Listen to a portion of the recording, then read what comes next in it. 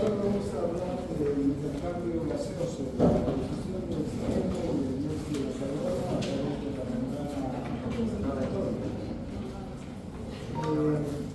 Bien, un poco algo de la física de la difusión gaseosa. Y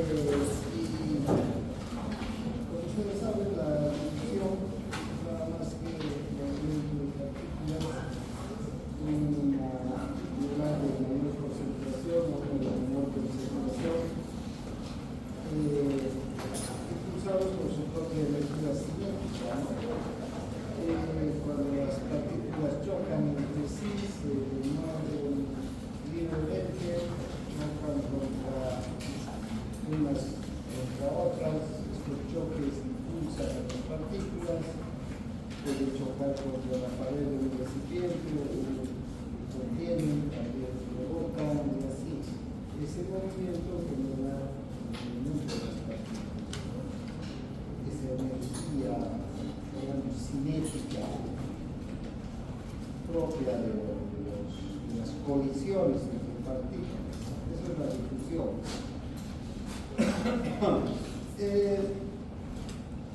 Cuanto mayor es la concentración de una partícula, más intenso es el movimiento, más rápido es la difusión.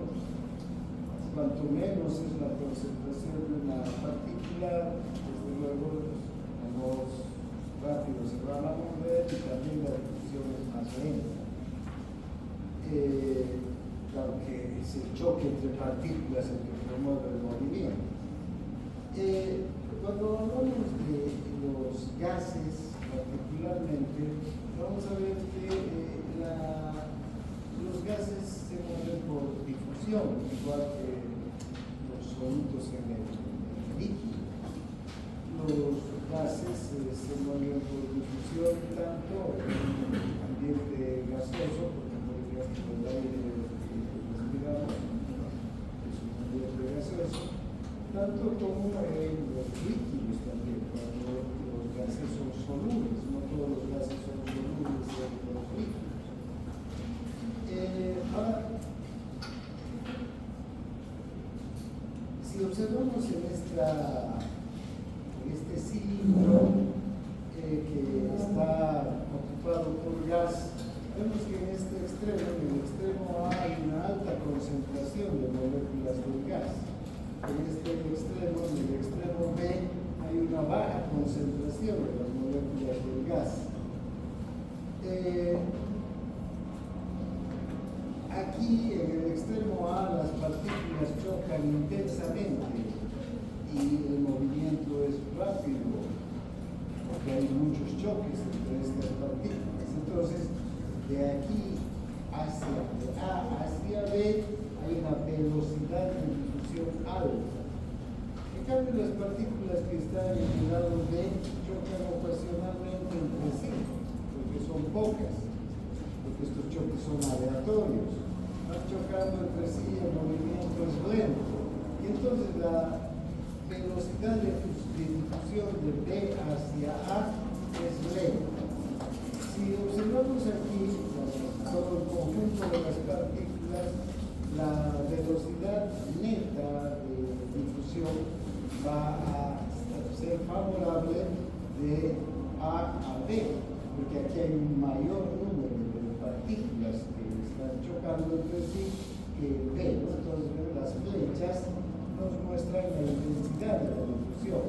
De A a B, la intensidad, la velocidad es mayor que de B a A. ¿Por qué? Porque aquí hay más concentración de partículas. Bien, ahora, esta concentración de partículas en los gases genera presiones que los gases ejercen sobre la pared del recipiente que los contiene. Así, cuanto mayor cantidad de partículas hay una mayor presión del gas que va a chocar contra el recipiente, contra la pared del recipiente. Cuanto menos partículas, cuanto menor sea la concentración, va a haber una menor presión del gas contra las paredes del recipiente. Si ustedes pueden observar, entonces,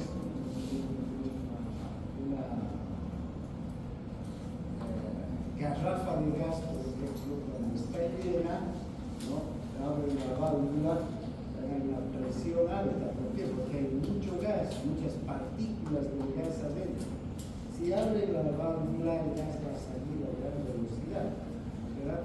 Si la garrafa está ya vacía o con poco gas, hay pocas partículas del gas, la presión es menor, digamos, no hay tanta partícula, y si abre la válvula, ¿qué va a ocurrir? Va a salir el gas a una velocidad menor, hasta el sonido es menor, ¿verdad? Entonces,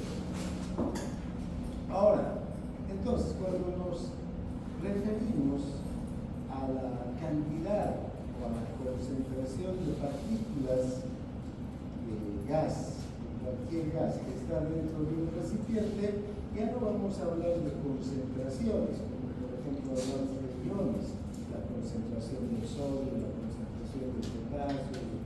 Vamos a hablar de una presión, la presión del gas. Entonces el oxígeno es una presión sobre las paredes del recipiente. Cuanto mayor sea la cantidad de oxígeno, mayor va a ser la presión. O el helio o el dióxido de carbono. ¿Ya? Entonces tenemos presiones gaseosas que se dan en una mezcla de gases también. En una mezcla de gases vamos a tener muchos gases. Cada gas va a ejercer su propia presión sobre el recipiente que lo va a contener, una botella, por decir, ¿no? Entonces, esta presión está producida por los múltiples impactos de las partículas en movimiento, ¿no? Entonces, si hay mucha partícula, va a golpear muchas veces sobre la pared, entonces va a haber una presión alta. Si hay poca partícula, van a golpear pocas veces sobre la pared y va a haber una presión baja más bien. Bien. En el aire que respiramos, aire atmosférico, hay una mezcla de gases, ¿sí? Y entonces, esta mezcla de gases van a actuar en conjunto sobre la vía respiratoria, van a generar una presión sobre la vía respiratoria. Ahora, esa presión total de los gases va a estar integrada por las presiones parciales, porque cada gas va a ejercer una presión parcial, una presión diferente a la de otro gas. Por ejemplo, vean, nosotros tenemos el aire que respiramos, oxígeno, hidrógeno, dióxido de carbono, vapor de agua, helio. Cada uno de estos gases, de acuerdo a la cantidad que está en la mezcla de gas, va a ejercer su propia presión parcial. Y si sumamos las presiones parciales de cada gas, vamos a obtener la presión total de todo el aire que respiramos. En el aire que respiramos, entonces, que es una mezcla gaseosa, tenemos varias presiones parciales. ¿Quiénes son los gases que están en mayor cantidad en el aire atmosférico? En el aire que respiramos están el nitrógeno y luego el oxígeno, que son los gases mayoritarios, ¿no? Luego hay pequeñas cantidades de vapor de agua, muy pequeñas cantidades de dióxido de carbono e incluso trazos de helio, ¿no? Que en general el helio está más a nivel de las capas más externas de la atmósfera, pero podemos encontrar. Entonces, ¿cuáles son estas presiones parciales de los gases? La presión parcial del nitrógeno, por ejemplo, es de 79%, la cantidad de nitrógeno que hay, o la proporción de nitrógeno que hay en el aire atmosférico es del 79%. En realidad no llega al 79%, 78.66%,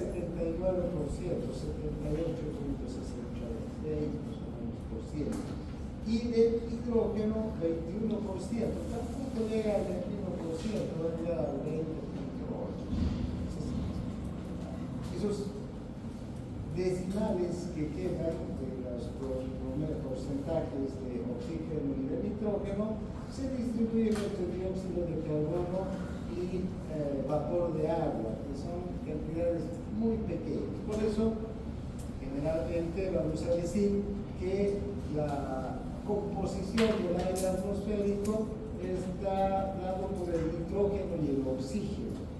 79% de nitrógeno y 21% de oxígeno. Ahora, ¿cuál es la presión del aire atmosférico, la presión que ejerce la atmósfera a nivel del mar? ¿Sí? Esta presión de la atmósfera a nivel del mar es de 760 milímetros de mercurio. Si cada uno de estos gases ejerce su propia presión parcial, entonces, ¿cuánto será la presión parcial del nitrógeno? Si el nitrógeno representa el 79%, va a ser de unos 600 milímetros de mercurio, la del nitrógeno. Y la del oxígeno de 160 milímetros de mercurio. Aquí no está, esto no es 169, es 160 milímetros de mercurio. Entonces, además, ya les decía, hay pequeñas cantidades, porcentajes mínimos de vapor de agua, de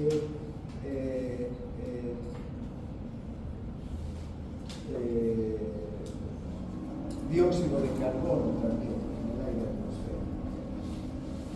atmosférico. Ahora bien, los gases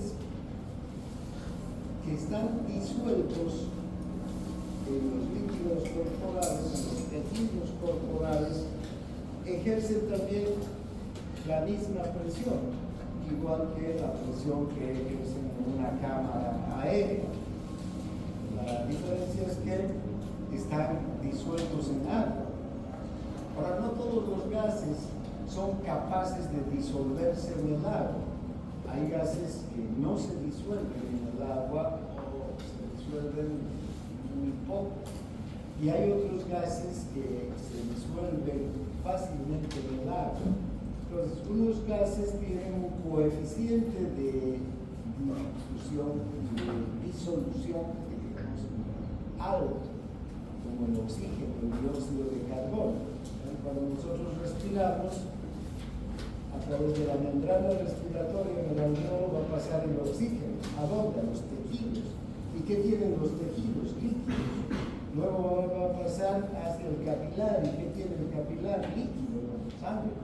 Entonces, ahí y luego en el eritrocito, el líquido intracelular. Entonces, el oxígeno se disuelve fácilmente en el agua, ¿sí? En el líquido.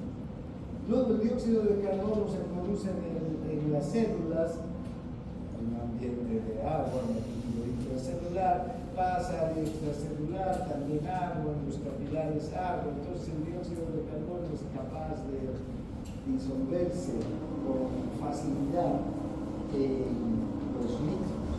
Hay otros gases que no se disuelven. El nitrógeno, por ejemplo, no se disuelve en el agua. ¿Sí?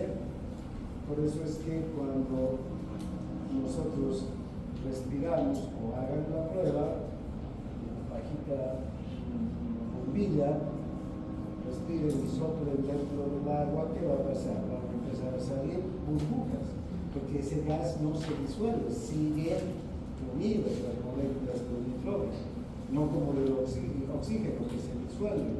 Cada molécula de oxígeno, cada cada O2 se disuelve y va individualmente. ¿Sí? Entonces, esa es la diferencia entre ciertos gases, ¿no? Seguramente esto les resulta hasta aburrido, porque algunos compañeros están ahí atrás y que no les interesa mucho, porque saben mucho de química, de gases, etc. Entonces, les debe estar aburrido. Pero